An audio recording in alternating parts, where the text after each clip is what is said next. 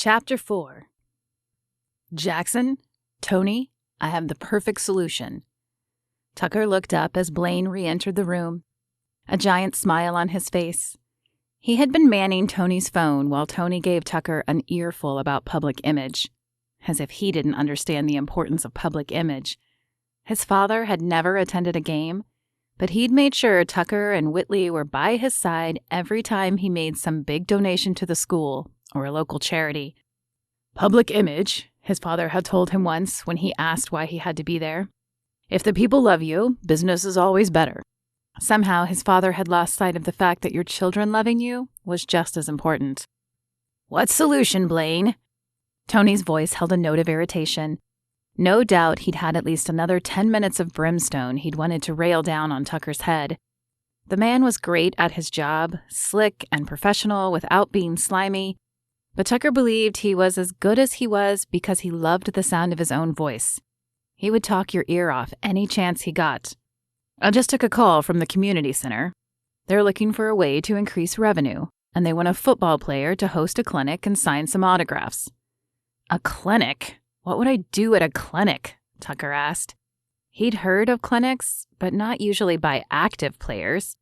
They were normally put on by retired players looking to stay active in the limelight, either to help with endorsements or because they just couldn't handle no longer being in the public eye. Blaine shrugged. Who cares? Teach them how to hold the ball, how to run routes, bore them with football stories, whatever you want. I don't think that's a good idea. But Tucker didn't get to finish because Tony held up his hand to interrupt him. Now, hold on, Tucker. Blaine might be onto something. If we do this correctly, we could show you doing a good deed for the community. Build morale for both you and the team. But I've never held a clinic before. I wouldn't even know what to do. Nonsense! How hard can it be to teach a few kids how to hold the ball and run a play? Tony asked. Tucker shook his head. Tony had never played football, so he didn't understand the complexity behind the game, and he didn't seem like the type to hang around kids, much less teach them. But Tucker knew he wasn't going to win this argument.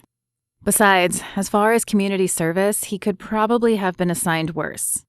Picking up trash on the side of the road, or helping out in a nursing home, definitely sounded like more work than teaching kids about football. Will the clinic satisfy all my required hours? Probably not. The team wants you to fulfill 20 hours. The clinic itself would only be a few hours. But I bet the center could use some help during the week, especially with kids being out of school for Christmas break. They are out next week, aren't they? Tucker shrugged. He didn't have kids, so keeping up with a school schedule was not something he did. Well, you can find out for sure from Shelby. If you helped out before and after practice all next week, then it might satisfy the hours. Right, Tony? Blaine turned his attention to the PR director, who was nodding thoughtfully. Yes, I think that could work. Try to get the clinic scheduled in the evening so parents can come. That way it benefits the kids and helps build our fan base. Exactly. Plus it would show your goodwill and all, Blaine said. Though he phrased it as a suggestion, Tucker knew it wasn't one. Blaine expected him to spend the next week at the center as if it were a job. Fine, I'll report there Monday morning. Actually, the director is expecting you this afternoon to hash out the details of the clinic. She'll need time to organize and promote it, so you should head over there now. Tucker sighed as he nodded. There was no use arguing with Blaine once he grabbed hold of an idea. And how hard could it be, really? Shelby tapped her watch again and sighed. Kenzie had been gone over an hour, and their doors would open for kids in less than 40 minutes. There was no way she could run the center and watch the kids by herself. Excuse me, I'm looking for Shelby Doll. Do you know where I can find her? Shelby glanced up at the masculine voice she did not recognize and blinked. A dark-haired man stood before her. His hands were shoved in the pockets of his leather jacket, and his chocolate brown eyes looked as if he'd rather be anywhere else. Normally, she might take offense to that, but at this moment, she'd rather be somewhere else too. Somewhere where she wasn't in charge, where kids weren't counting on her, and where she wouldn't have to stare at disappointed faces all day. I'm Shelby Doll. What can I do for you? I'm Tucker Jackson. I'm the football player who will be running the clinic and whatever else you need next week. So this was Tucker Jackson. He was definitely not what she'd expected. She'd expected someone with a friendly attitude, or a smile at the very least. This man before her looked as if just being here pained him, and she wondered if he'd been assigned to do this for some reason, instead of volunteering out of the goodness of his heart. She supposed she shouldn't care. Though she had no idea who he was, it was clear Kinsey did, which meant other football fans probably would as well. And she was desperate. So as long as he could be nice and bring in a crowd, he would do in her book. She stood and extended a hand, plastering a big smile on her face, in hopes it would prompt him to do the same. "Of course, Tucker. Nice to meet you. Have you ever put on a clinic before?" "Afraid not," he said with a shake of his head and a nonchalant shrug. "But how hard can it be, right?" Shelby swallowed her sigh. She had been hoping he would come with ideas at least, something she could work with. But it appeared she'd have to be helping him with the whole thing, as well as dealing with his surly attitude. "Okay, well, why don't you come around here and join me? We can hammer out some details." She motioned for him to proceed through the main door and then met him in the hallway. A clean, masculine scent flooded her nose as he sat across from her, and Shelby forced herself not to focus on how handsome he was. His dark eyes were even more alluring up close, as there appeared to be swirls of gold and green in them, and his jawline could have been chiseled from stone, it was so perfect. If only she could wipe the expression that resembled a grimace from his face. "So tell me how these clinic things usually work," he said. "Well, we open for kids at 2 in the afternoon during school. They are out next week for break, so we'll be open all day. But I would suggest we shoot for something around 5 or 6, as I'm sure some parents will want to get autographs from you as well. We could start a sign-up today and get the word out to the local TV and radio stations. Do you think Wednesday evening would give you enough time to prepare?" Tucker paused as if running through his schedule in his head. "I have practice every afternoon next week. It usually ends by 4, though, so yeah, Wednesday should be fine." She wished he sounded more excited about it. It would do her no good to have a celebrity if the celebrity acted like he'd rather be watching paint dry. "I'm sorry. I asked for someone who might draw in a crowd. And no offense, but you seem like you might push them away right now. Why exactly did they send you?" His jaw tightened and a tiny vein bulged in his neck. She'd obviously hit a nerve with her question. "To be honest, they sent me because I need to fulfill some community service hours. Don't worry, though. I'm a good actor, and I'll put on my best performance during the clinic." Right. His words did nothing to reassure her. But what other option did she have? He was who they had sent, and she had no time to try and find someone else. The end of the month was quickly approaching, as was Christmas. So if she wanted to pay the rent and possibly provide a party for the kids, she would just have to do her best with him. "Let's do the clinic at 6 then, so people have time to get off work. We can offer some food for sale here so they have no excuse of missing dinner. And then you can sign autographs after. That way people have to register for the clinic to get the autographs." "What's the money for anyway?" Tucker asked. Shelby couldn't imagine that he really cared, but she humored him and answered the question anyway. Perhaps if he knew how important this clinic was, he could find a positive attitude. "Keeping the center open, we have a flat fee for facility use each month and a fee for the after-school program. We lost a lot of our kids when the trampoline park opened down the street, so money is tight right now. And we usually have a Christmas party for the kids. Some of our families can't afford much in the way of gifts, so we try to have something small to hand out to each of the kids." Tucker nodded as if he understood, though Shelby wondered if he'd ever spent a Christmas poor. Had he ever celebrated without a tree because his family couldn't afford one? Or given coupons as gifts because there was no money to purchase anything? She doubted it, but even as the thoughts circled in her head, God convicted her. She didn't know him, didn't know his story. Maybe he had known hard times. Maybe his gruff expression had more to do with him not knowing how to run a clinic than with him not wanting to be here. "Oh, I see our guest has arrived," Kinsey said, appearing behind Tucker and mouthing, "Oh my goodness, he's dreamy," at Shelby. She had changed out of her flowy blouse and into something slightly more low-cut than Shelby preferred she wear at the center. She would have to have a talk with Kinsey about image and how her first priority had to be the kids and not Tucker. "Hi, I'm Kinsey Lanham, Shelby's assistant. She stuck out her hand, shifting into her fake pageant queen cheerleader persona. It was one she had perfected, one that got her almost anything she wanted, and one that drove Shelby crazy. Shelby rolled her eyes. Kenzie didn't look as though she'd spent an hour on her face, even though Shelby knew full well that she had. And while she was glad to see her arrive before the kids did, she certainly didn't need her distracting Tucker while they tried to plan. Tucker Jackson, nice to meet you. Shelby didn't miss how his eyes brightened a little when he touched Kenzie's hand.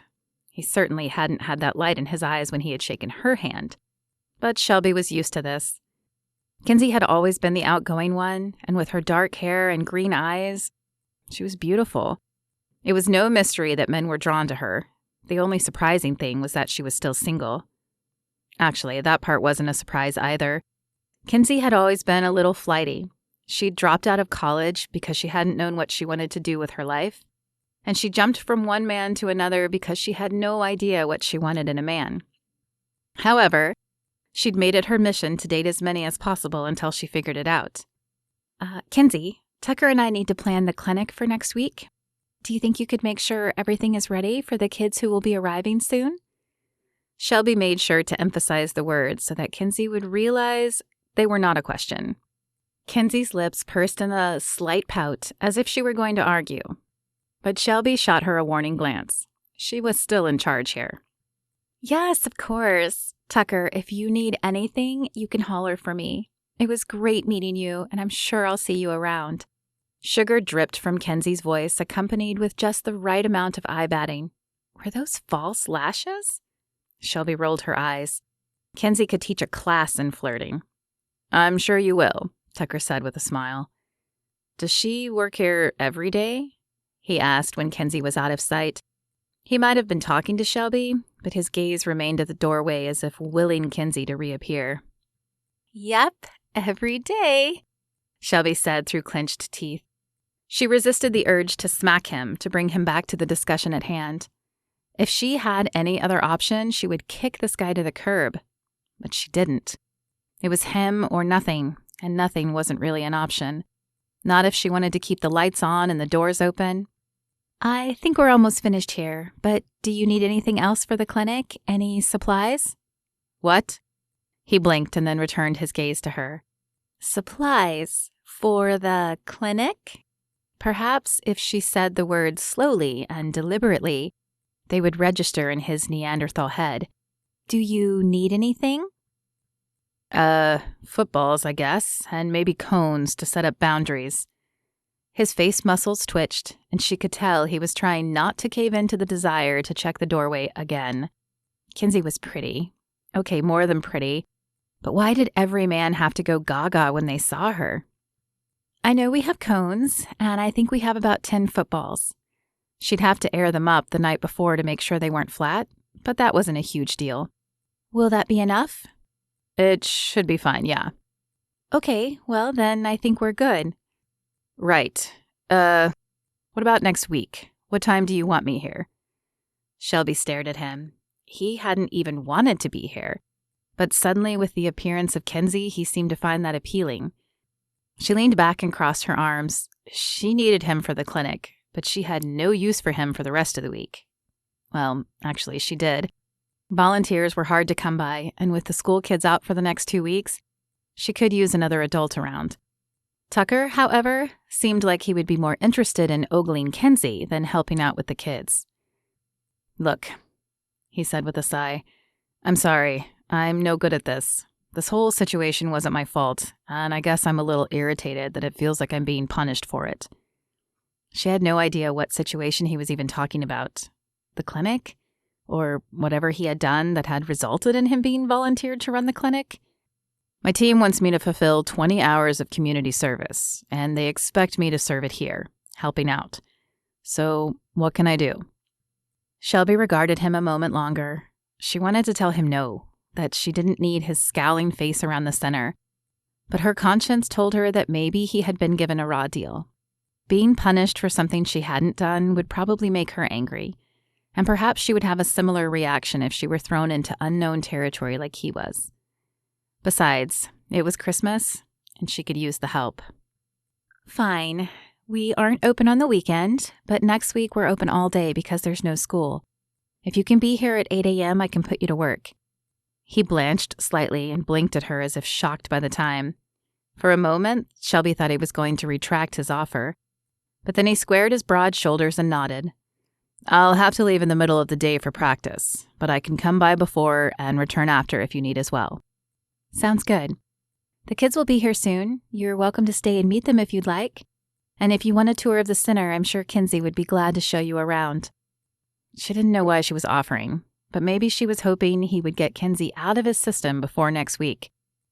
I might just do that, he said. Thanks. And before she could say another word, he had ducked out of the room.